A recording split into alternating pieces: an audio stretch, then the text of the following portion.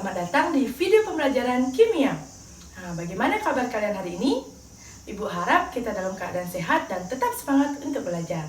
Nah, Ibu, nih Kadek Dwi Anggraini, NIM E1M017045, mahasiswa pendidikan kimia Universitas Mataram, akan menjelaskan materi tentang keseimbangan kimia pada KD 3.6 tentang menjelaskan reaksi keseimbangan di dalam hubungan antara reaksi dan hasil reaksi. Adapun tujuan pembelajaran kita kali ini sebagai berikut.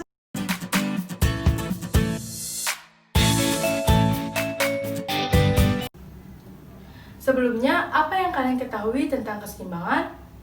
Nah, untuk memperoleh gambaran tentang keadaan seimbang, maka kita dapat mengambil contoh keseimbangan pada air dengan uap air. Misalkan kita memiliki dua botol dalam keadaan yang berbeda, di mana pada botol pertama dalam keadaan terbuka dan botol yang kedua dalam keadaan tertutup. Di mana botol dengan keadaan terbuka, air yang di dalam botol akan mengalami penguapan dan keluar dari botol. Sedangkan pada botol dalam keadaan tertutup, air di dalam botol akan mengalami penguapan, kemudian mengembun dan menempel di dalam dinding-dinding botol dan kembali lagi menjadi air. Nah, hal ini merupakan salah satu proses dari keseimbangan. Maka dapat kita simpulkan bahwa keseimbangan kimia merupakan proses bolak-balik dengan laju yang sama pada dua arah. Dalam keseimbangan terdiri dari dua jenis. Yang pertama keseimbangan homogen dan keseimbangan heterogen, di mana keseimbangan homogen merupakan reaksi keseimbangan yang mengandung satu fase. Nah, untuk lebih jelasnya ada contoh sama reaksi di mana 2NH3 gas menghasilkan N2 gas dan 3H2 gas, di mana pada persamaan reaksi ini hanya memiliki satu fase, yaitu fase gas. Kemudian jenis yang kedua yaitu jenis keseimbangan heterogen. Keseimbangan heterogen merupakan reaksi keseimbangan yang mengandung beberapa fase gas. Nah, untuk lebih jelasnya ada persamaan reaksinya. CaCO3 gas menghasilkan CaO solid dan CO2 gas. Nah, pada persamaan ini mengandung dua fase, yaitu fase gas dan fase solid. Untuk mencapai keseimbangan, maka harus memiliki beberapa syarat. Yang pertama, reaksinya harus bolak-balik atau reversible. Yang kedua, kemudian laju reaksi dari kanan ke kiri sama dengan laju reaksi dari kiri ke kanan. Kemudian yang ketiga itu dalam sistem tertutup, artinya zat-zat yang bereaksi dan hasil reaksinya tidak meninggalkan sistem. Kemudian yang keempat itu bersifat dinamis, artinya dalam secara mikroskopis dia berlangsung secara terus-menerus dalam dua arah dan laju pembentukan reaksi dengan hasil reaksinya sama. Dalam keadaan seimbang, laju reaksi dari reaktan ke produk sama dengan laju reaksi dari produk ke reaktan. Misalkan kita contoh pada persamaan reaksi berikut, N2O4 gas menghasilkan 2NO2 gas, di mana jika kita menghubungkan antara konsentrasi reaktan dan produk, maka terdapat tiga kemungkinan. Yang pertama itu konsentrasi reaktan lebih kecil daripada produk, kemudian konsentrasi reaktan lebih besar daripada produk, kemudian konsentrasi reaktan sama dengan produk. Nah, kemudian kita akan menggambarkan salah satu kemungkinan ini berdasarkan grafik antara konsentrasi dengan waktu. Misalkan pada reaktan yang lebih kecil daripada produk, berarti pada saat mula-mula reaktan mengalami kenaikan konsentrasi atau memiliki konsentrasi yang maksimum. Kemudian pada saat setimbang, konsentrasi berkurang sehingga konsentrasi dari produknya ini akan meningkat, sehingga grafiknya dapat digambarkan sebagai berikut. Maka di sini kita bisa menuliskan N2O4 sebagai reaktannya. Kemudian di sini kita bisa menuliskan NO2 sebagai produknya. Kemudian untuk grafik yang kedua yaitu reaktan lebih besar daripada produk. Berarti mula-mula konsentrasi reaktan ini memiliki nilai yang maksimum. Kemudian pada saat setimbang dia tetap konstan pada konsentrasi yang maksimum tersebut. Kemudian pada produk mula-mula dia memiliki konsentrasi yang minimum. Setelah dia setimbang, konsentrasinya tetap pada saat setimbang dan lebih kecil daripada konsentrasi reaktannya, sehingga grafiknya itu dapat digambarkan seperti ini. Dengan konsentrasi reaktannya lebih besar berarti N2O4 dan NO2 sebagai produknya. Kemudian untuk yang terakhir itu di mana konsentrasi reaktan sama dengan konsentrasi produk. Maka dapat kita gambarkan grafiknya. Pada saat mula-mula konsentrasi reaktan memiliki nilai yang maksimum, kemudian pada saat setimbang dia memiliki nilai yang konstan. Begitu juga pada konsentrasi produknya, dia mengalami keadaan setimbang yang sama pada keadaan setimbang pada reaktannya, sehingga untuk grafiknya itu dia memiliki satu titik yang sama atau satu garis yang sama, sehingga di sini kita bisa menuliskan N2O4 dan NO2 sebagai reaktan dan produknya. Selanjutnya itu hukum kesetimbangan atau tetapan kesetimbangan. Nah, menurut Goodbert dan Wiggy, dia mengatakan bahwa dalam keadaan setimbang pada suhu tertentu, hasil reaksi dengan konsentrasi pereaksi dipangkatkan dengan masing-masing koefisiennya, atau dapat kita sederhanakan bahwa konsentrasi hasil pereaksi dibagi dengan konsentrasi pereaksi dengan dipangkatkan masing-masing koefisiennya. Nah, bisa kita gambarkan dalam suatu persamaan kesetimbangan. Misalkan ada kesetimbangan A plus B menghasilkan C plus D dengan koefisien A, B, C, dan D. Kemudian kita dapat menuliskan hukum kesetimbangannya, di mana K sama dengan konsentrasi C dipangkatkan dengan C, konsentrasi D dipangkatkan dengan D, dibagi dengan konsentrasi A dipangkatkan dengan A, dikali dengan konsentrasi B dipangkatkan dengan B.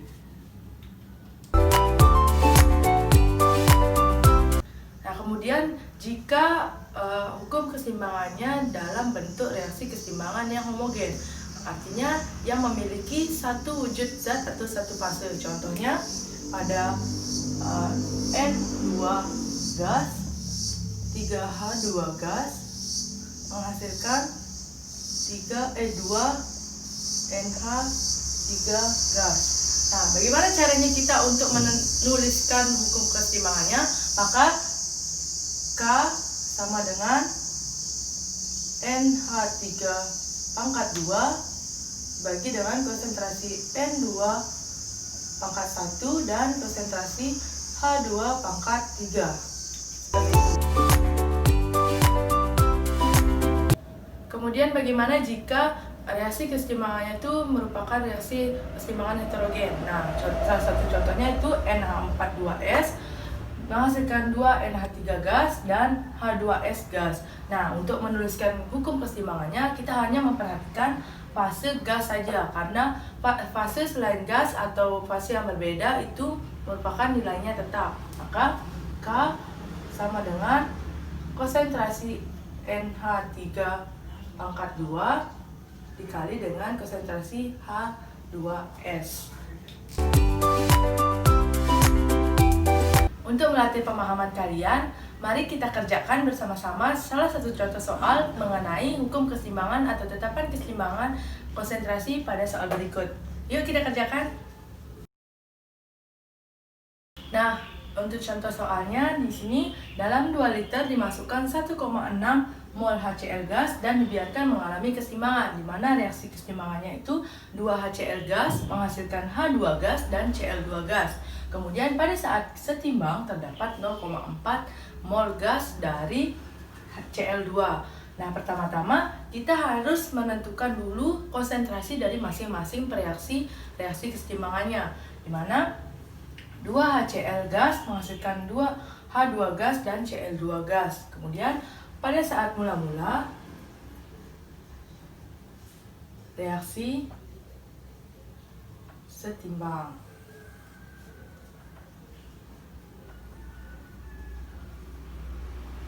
Nah, pada saat mula-mula diketahui bahwa 1,6 mol gas pada HCl. Kita tulis di sini ya. 1,6 mol HCl. Kemudian untuk H2 dan Cl2 tidak diketahui, sehingga kita tulis dia tidak ditulis molnya. Kemudian pada saat setimbang diketahui 0,4 mol gas pada Cl2. Berarti kita tulis dia di Cl2 0,4 mol. Kemudian Kemudian dari 0,4 ini kita dapat menentukan mol dari H2 dan HCl, di mana pada H2 molnya itu menjadi 0,4. Kemudian di sini juga 0,4, di sini juga 0,4 karena 0 dikurangi 0,4 hasilnya 0,4. Kemudian pada HCl dia menjadi 0,8 karena 0,4 dikalikan dengan koefisien dari HCl yaitu 0,8. Kemudian 1,6 mol HCl dikurangi dengan 0,8 mol HCl, hasilnya 0,8 mol.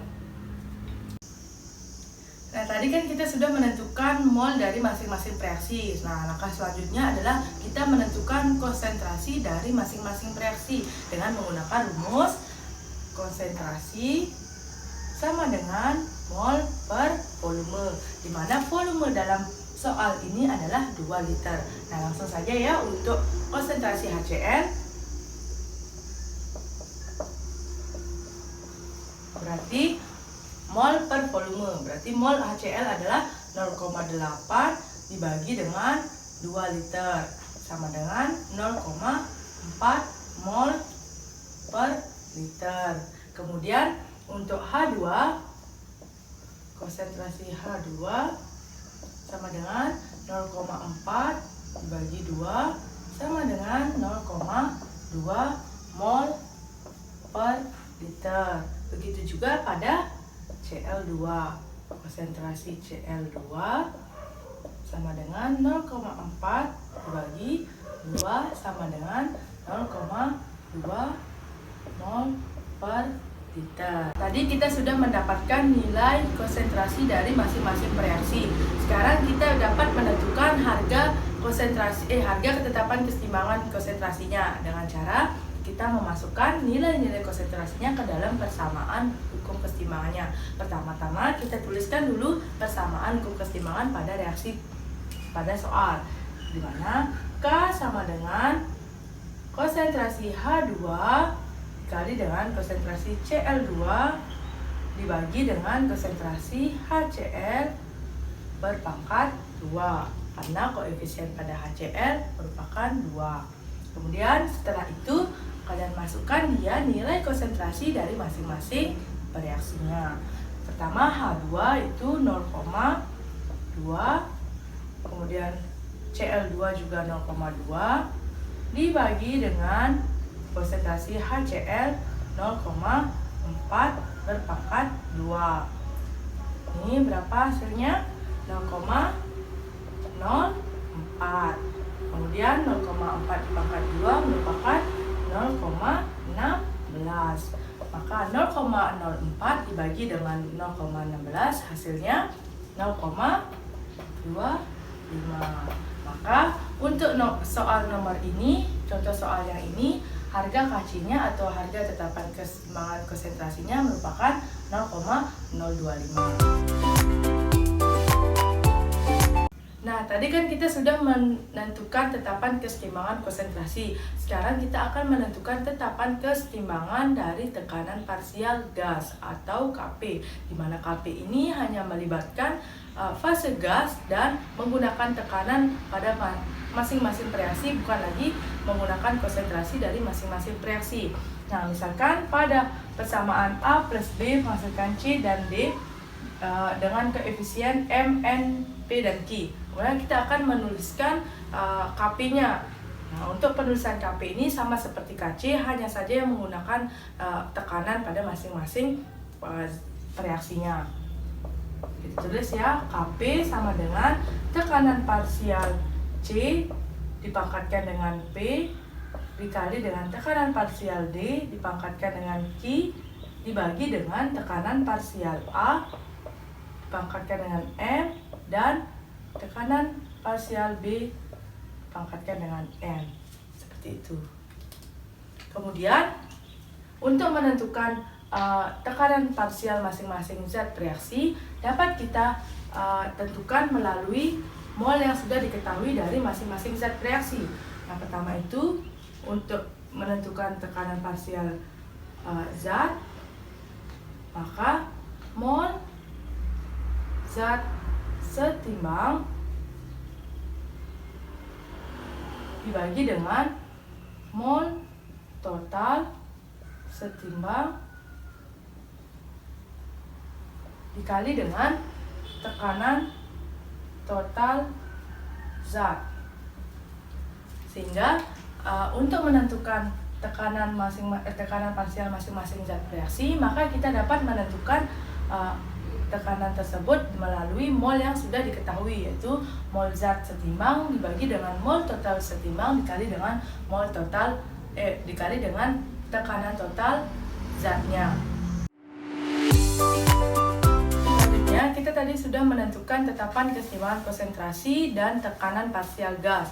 Nah, untuk selanjutnya itu ada hubungan Kc dengan Kp. Hubungan Kc dan Kp ini dapat kita tentukan melalui persamaan gas ideal.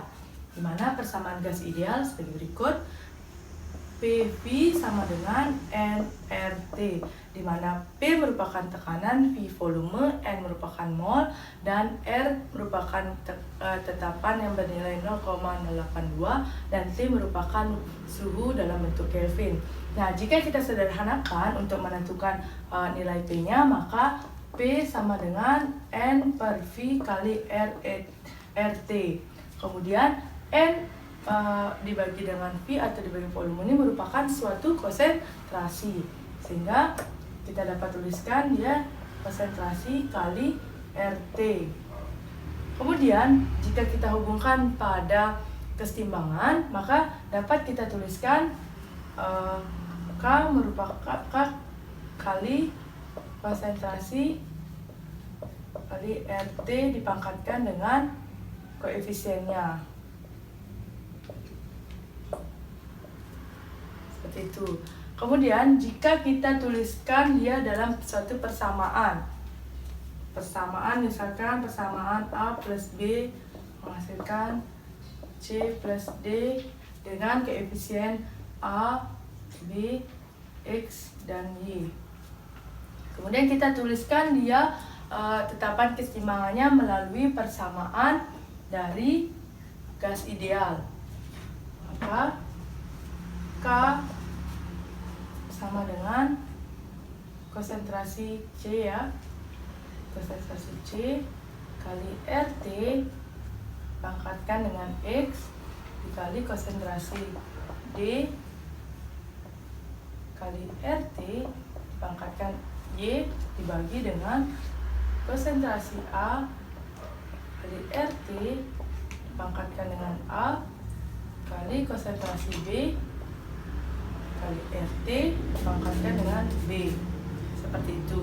Atau bisa kita tuliskan dia konsentrasi C kali konsentrasi D dikali RT pangkatkan dengan X min plus X plus Y dibagi dengan konsentrasi A kali konsentrasi B kali RT pangkatkan dengan A plus B.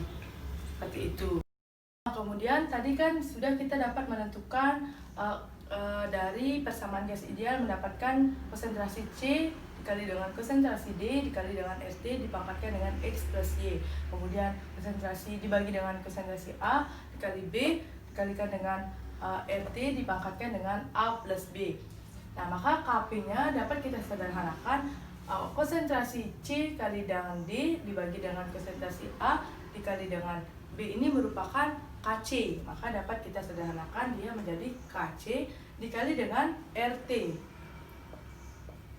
Kemudian dipangkatkan dengan X plus Y dikurangi dengan A plus B. Atau bisa kita sederhanakan lagi, Kc kali RT dikali dengan dipangkatkan dengan delta N. Delta N ini merupakan penjumlahan dari koefisien produk dengan reaktan. Nah, untuk meningkatkan pemahaman kalian, mari kita coba salah satu contoh soal. Di sini ada pada temperatur 200 K, Harga KC untuk suatu keseimbangan dari 2 PQ menghasilkan P2 gas dan Q2 gas, di mana harga KC-nya itu merupakan 473. Nah, harga R-nya itu 0,082 atm mol per mol K, dan kemudian pertanyaan itu adalah tentukan harga Kp-nya. Nah, untuk menentukan harga Kp, maka dapat kita menggunakan persamaan hubungan antara KC dengan Kp dalam berdasarkan persamaan gas ideal. Pertama kita tulis dulu persamaannya itu, yaitu Kp sama dengan Kc dikali RT dipangkatkan dengan delta N, di mana delta N ini merupakan jumlah koefisien produk dikurangi dengan jumlah koefisien dari reaktan. Maka kita tentukan dulu delta N-nya. Delta N-nya sama dengan jumlah koefisien dari produk adalah 2, 1 dari P2 dan 1 dari Q2. Kemudian jumlah koefisien dari reaktannya itu 2 dari PQ, berarti 2. Berarti delta N-nya sama dengan 0. Kemudian kita masukkan dia nilai KC dari persamaan Kp-nya. KC-nya tadi 473 dikali dengan RT. RT-nya R-nya berapa? 0,082 dikali dengan 200 dipangkatkan dengan 0 karena delta N-nya 0. Maka hasilnya 473. Mengapa 473? Karena apapun yang dipangkatkan dengan 0 hasilnya 1.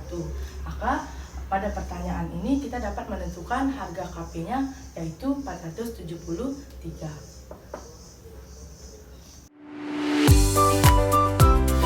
Itu ada keseimbangan disosiasi atau banyaknya bagian zat yang terurai. Nah, dari keseimbangan disosiasi itu lambangnya alfa. Kemudian dapat kita tentukan alfa sama dengan jumlah mol zat yang terurai dibagi dengan jumlah mol zat mula-mula. Nah, derajat disosiasi atau keseimbangan disosiasi ini dapat bernilai lebih besar daripada 0, lebih kecil daripada 1.